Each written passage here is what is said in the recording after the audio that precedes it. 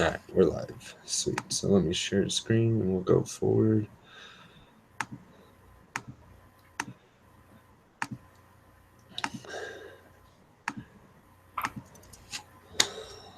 All right, good.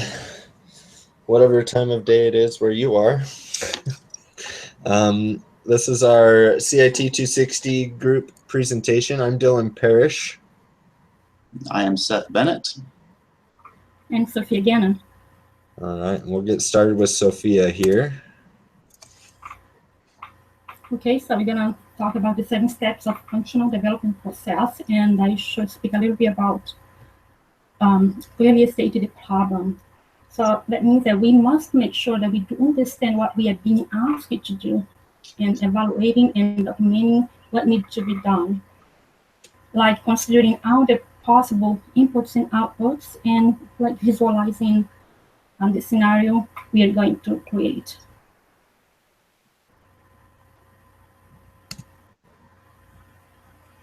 And the second steps is about creating metrics to define the behavior of the function. So we can use the test metrics to validate that a function is working as we desired. And we can do that by testing the valid inputs, which will test all the different paths to the code when valid inputs values are entering. And then the invalid inputs, that is when we test the inputs values that violate the rules as the boundaries, where we can check for inputs that are too low or too high, the boundaries conditions.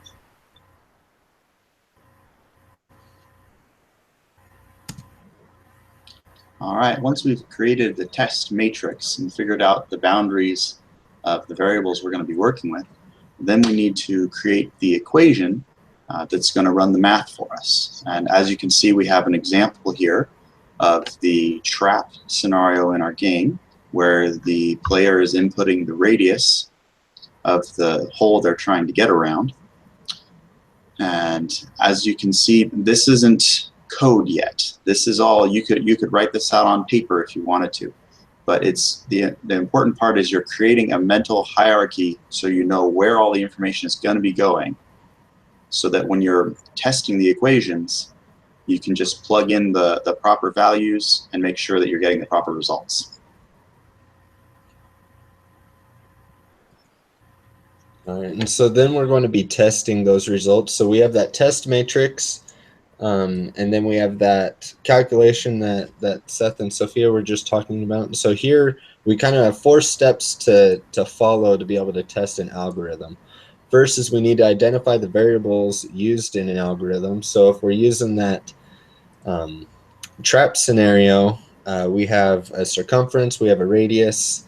The radius is what's being asked for by the player of the game, and they're going to input a number, and then we're going to have an output, which is the circumference, to see if they're going to be able to fit through that hole or not. And so if I'm just going to take a step back here, you can look here that we're testing that it needs to be, the circumference needs to be between 62.82 and 94.26 inches in order to be able to fit. And so here we have this table of memory that we've created after we've created that test matrix. And so it's going to show input and output. So here we have the radius being input at 10, and the output is expected to be 62.83. And so, you know, to skip ahead to 3 and 4 here, we got the input, the output. We get to play computer here. So we get to calculate, okay, how is this circumference going to come out from radius? And so before, you can see we have, right, it's not in this one, it's in the next one. We have a calculation here for circumference equals radius times 3.14 times 2. All right. And so circumference comes out with 10 at 62.83 is our expected result. And so as a computer, you're going to be making sure that actually happens. And so you're going to go in, and if that doesn't happen, you want to to fix the problem and play computer again to make sure all these results are happening. So that's where this table of memory comes in. We just want to make sure all the results are correct, and then move on from there, which is translating this algorithm into actual code. And so what's really nice is what Seth had created before with the CalcTrap, what you can do in paper and stuff. You can pretty much directly translate that into code. So here we have, we're calling it a public because it can be called from various locations. We're declaring it as a double, and we're doing that instead of an integer because we have decimal places. And we're going to be asking for the radius.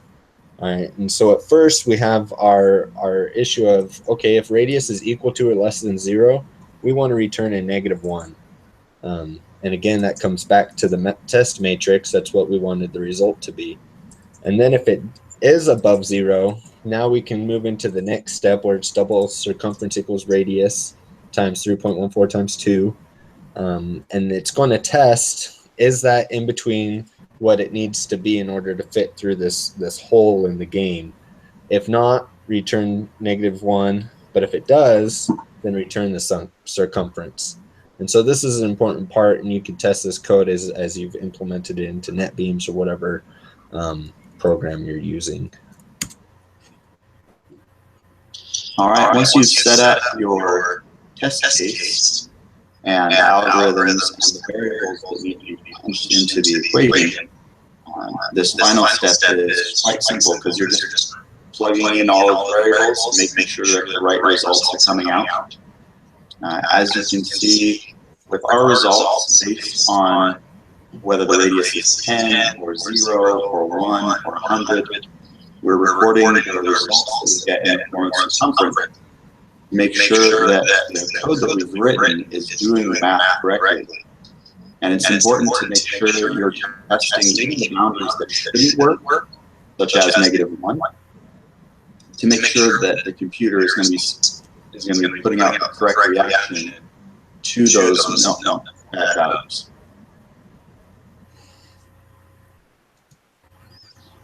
And the last step, possibly the most important, if you do this wrong, everything else can burn, is to just deploy the changes from your local machine to the repository. It's important to remember that your first step is to pull all of the current changes from Git to your local machine. And that is done by simply clicking on the main file, going down the menu to Git, and then remote and pull.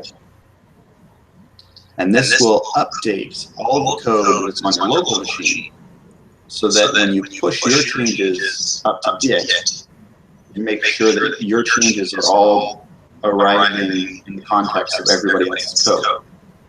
So for example, if you skipped the pull step, and I had changed view layers, control layers, and the main menu, and then I pushed all that up to Git before pulling it, then I'm in essence ignoring any recent changes that anyone else has made to the code, which is kind of like trying to build the roof of a building and ignoring the walls. Now, once you push to Git, it's important to first commit your changes. Git, it's kind of smart in that it waits for you to put your stamp of approval on code before it goes ahead and does it all out to homeland. And once you have your code committed, which is when the colors will change, if you've got code that's green or blue, then it's not going to push until it's all committed. When you're ready to push, it's simple. Much like to pull, you follow the same steps, and then you just hit the push command instead of pull.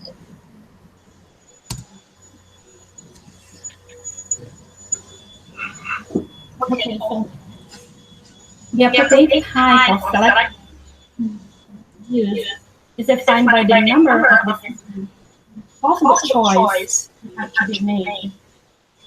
The if statement is used when we want to action. The basic action and skip to the next The if-else statement is used when there is one condition, and that is a true or a false action. In my assignment, I used the if-else statement. That was my choice because I have more than two actions, and each action is based on a different condition.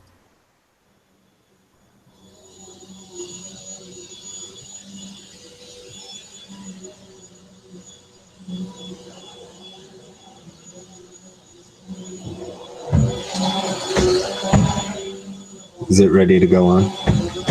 Yeah. All right, as we saw with the previous statements, if and else are really good if you want the computer to be picking one of two choices.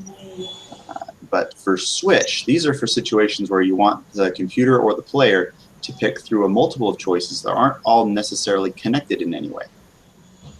So for example, the code we have here is from a menu screen. We have it on public and Boolean because we want the menu screen to be accessible from various other parts of the computer code. And it's Boolean because in this case, it's simply a choice of which letter the player is selecting. And it's good to make sure that at the end of all of these cases, you can see we have M, I, and H, but at the end we have a default option. That kind of hedges up your bets in case someone accidentally puts in the wrong letter or the wrong code. The computer knows to put out an invalid selection and invite them to try again. If you forget that step and someone's up at 2:30 in the morning playing their game and they happen to hit S instead of M and hit enter, the computer will gobble up that code without knowing that it needs to tell the player this is an invalid selection, you need to try again. So it's important to remember that last step, because without that, you're betting on the player putting in exactly the right letter all the time, and you have an opening where if they do put in the wrong letter, you don't have a way for the computer to tell the player what they need to do, which can be quite frustrating. It's also important to put a break statement after each of these cases, so that if the computer finds case M, for example, and sees that now it needs to go to the map of the dungeon, it will break at that point and send the player to the map of the dungeon. If you forget the break statements, the computer is going to go right down all of those case options, possibly straight through to default, and you won't get anywhere. And then we have our do while. So, I mean, simply put, if you think about this logically, you're saying do this while this is being done, right? And so here we have a statement where we're displaying the main menu view, and we want done to equal false. All right, so we have do, our menu option, this dot get menu option. If menu option, we want it to be an uppercase letter. So if somebody had inputted something simple, lowercase, then I'll uppercase it for it.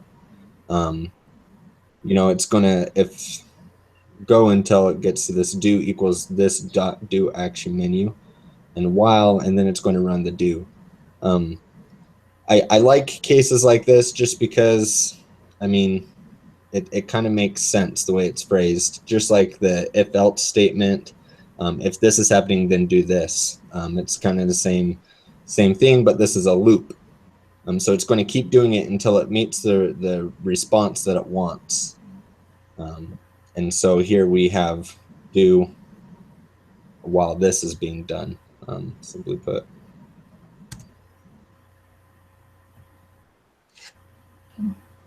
Okay, so this test program run anytime to verify that the function we developed are working like it should.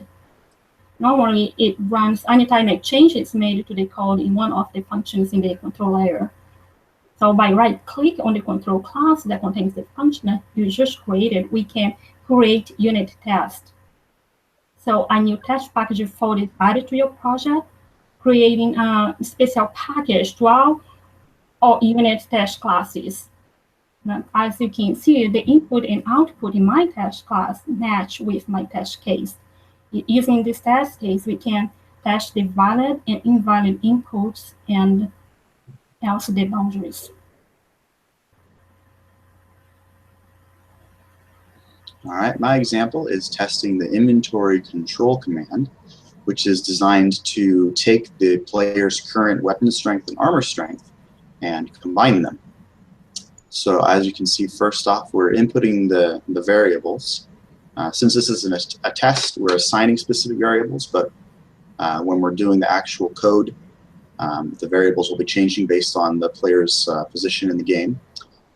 We're inputting an expected result, so the computer knows what our variables need to add up to. Creating an instance of the question class follows the same pattern as creating instances of objects and other variables. Then we're calling the function to run the test, which follows the same pattern of other functions. The tricky part for us when we were doing this as a team is that you get to this final part where you're comparing the result with your expected result. And it's fairly self-explanatory. You've got the assert equals function, and it's got the three parameters: the expected result that you're hoping to get, the actual result that comes from the calculation, and then there's the variance. The 0.01 is the amount of difference that you're okay with getting between the expected result and the result. In our case, we had too many zeros in there. We had like 0.0001 because we thought making it more precise would, make the system run smoother. Instead, it garbled up our code and spit out a negative. So you want to make sure that the number of decimal spaces you're using in that spot is equal to or close to the decimal spaces you're using in your actual coding and your calculations. And then here we have one for what I created for one of our equations. This was for Test Wizard question, and so we have three different variables that are being inputted, and then it's going to create a calculation, and depending on which case, which test, which you can see all four of them here, is what the expected result needs to come out as. So if variable was 1, 2, and 3, the result should be 1 because it's calculated to be that our addition and our multiplication should be the same number. So if we divide it by each other, it needs to equal 1. If it doesn't, then we have different expected results as seen on our test case here. Okay, so the scope of the variable defines the section of the code in which the variable is visible or used, and defined within a block are not set outside that block. Like in the total ID inventory variable in my sample, they are marked in green, a class block, and it can be used anywhere within the class. The total cost variable that I marked in orange is defined in the getTotalCost function block and can be used only with the function. Now the shipping cost that I marked in blue can be used in this block. All right, here we have a couple more examples of scope and lifespan. The radius that we're using for CalcTrap has a scope that goes outside this equation. That variable radius has to exist outside of this code because we need to be able to call it up from other parts of the program where the player is going to be inputting the radius of the hole they're trying to get over. So the scope of this radius is outside of this particular equation. It can be used within the equation, but it's free enough in scope that it can also be used outside, which is different, a different case for circumference. So with circumference, the scope is limited to within here. We have the brackets here where it's being calculated and then returned, but that's the end of it. Circumference ends there. And the lifespan ends there too. Lifespan is the amount of time that the code stays in memory. So once this function is done with those calculations, circumference is no longer in memory. So it has a very short lifespan.